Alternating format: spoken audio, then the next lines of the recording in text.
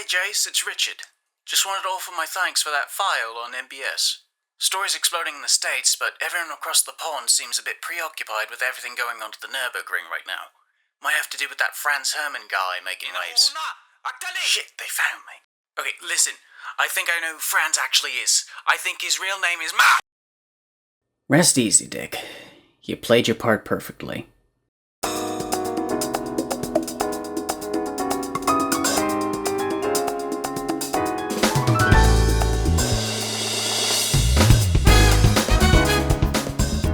Welcome back to the Fast Track. This week, we enter the final third of the series with the Magny-Cours International Circuit. The French Grand Prix, the oldest racing event in history, was hosted by a bevy of different venues, but during the 1954 outing on the streets of Rennes, a young Jean Bernagote is bestowed with the idea of bringing racing to his hometown of Magny-Cours, first through a street race, but later pivoting towards building a closed course on his estate. He wanted to make his track with a lot of different racing disciplines in mind, including both 2 and 4 wheels, asphalt and dirt, and even threw go-karting into the mix, as that would be the first track to open on his property in 1960, with the full-size auto racing track following suit a year later.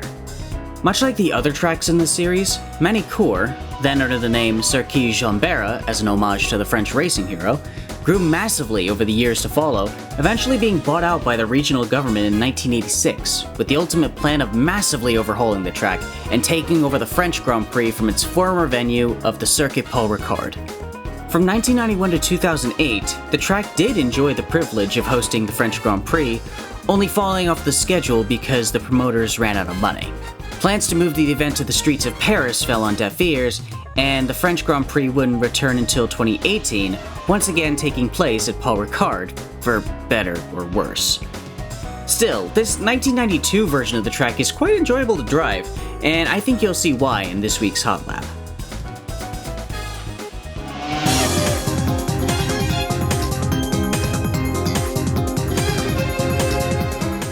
Turns 1 and 2 are taken flat, but the uphill winding right of 3 requires a bit of a lift and scrubbing of speed before cutting back in.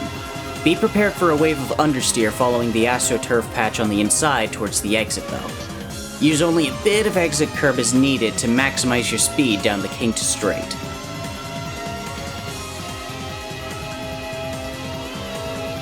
Brake around the 100 board for Adelaide, an easy out-in-out hairpin so long as you don't jump the inside curb and or break traction trying to throttle back up.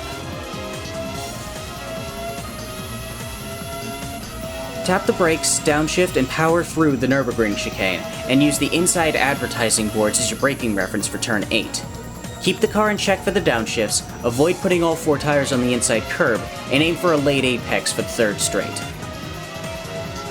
The Imola chicane can be taken similarly to Nürburgring, albeit with a bit more understeer as you're going uphill. Regardless, you'll want to brake somewhat early for turn 12 and once again aim for a late apex onto the last straight, minding the bump on the inside towards the exit. Brake a little bit past the 100 board and send it through the last chicane. Then brake a little earlier than you'd expect for the final turn, powering up a little bit before you cross the line.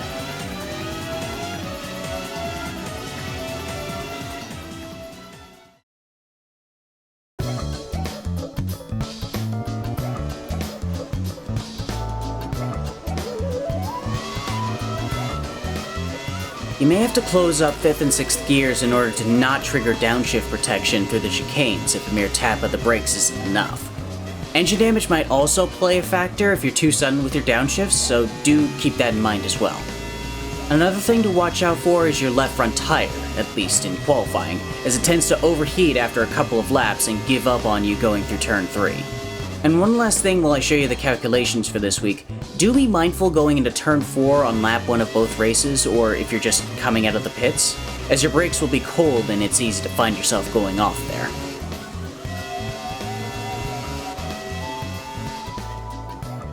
And with that, there's only one track left. Join me next week as we wrap up this series with the long-awaited return to Interlagos. Until then though, like, comment, subscribe, and take it easy.